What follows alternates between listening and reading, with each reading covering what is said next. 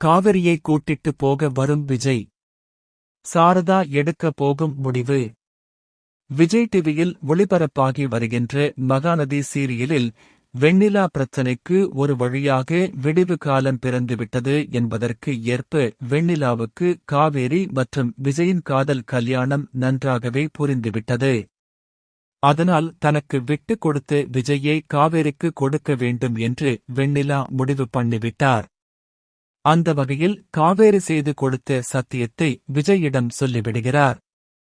உடனே விஜய் மற்றும் வெண்ணிலா இருவரும் சேர்ந்து கொடைக்கானலுக்கு போக இருந்த காவிரியை சந்தித்து பேசுகிறார்கள்.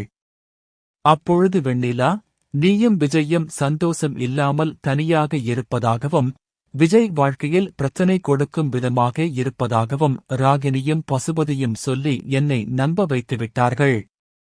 ஆனால் நீ எப்பொழுது கர்ப்பம் என்று சொன்னியோ அப்பொழுதுதான் எனக்கு புரிந்தது. நீங்கள் 2 பேரும் மனம் ஒத்தும் தம்பதிகளாக இருந்திருக்கிறீர்கள் என்று. அதனால் இனிமேலும் உங்கள் வாழ்க்கையில் நான் தலையிடக்கூடாது என்று முடிவு பண்ணிவிட்டேன். எப்பொழுதுமே விஜய்க்கு காவேரி தான் என்று சொல்லி இருவரையும் சேர்த்து வைத்துவிட்டு மாமாவுடன் வெண்ணிலா கிளம்பிவிடுகிறார். அடுத்ததாக விஜய், காவேரியிடம் இன்றைக்கு நீ உங்க வீட்டுக்கு போ.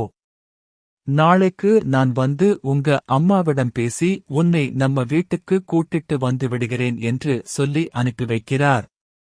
வீட்டுக்கு வந்த காவிரி அம்மாவையும் பாட்டியையும் ஐஸ் வைத்து பேசிவிட்டு விஜய் எப்படியும் கூப்பிட வந்து விடுவார்.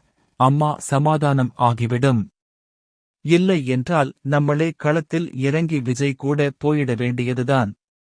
போதும், இதுவரை விஜய் என்னால் கஷ்டப்பட்டது, இனி நான் விஜய் கூட தான் இருக்க வேண்டும் என்று காவிரியும் முடிவு பண்ணிவிட்டார். இருந்தாலும் விஜய் நாளைக்கு எப்படி கூப்பிட வருவார் என்று யோசித்துப் பார்க்கிறார் காவேரி.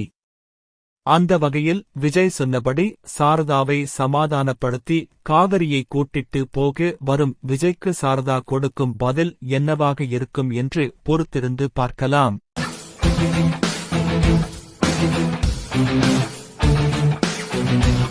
Thank you.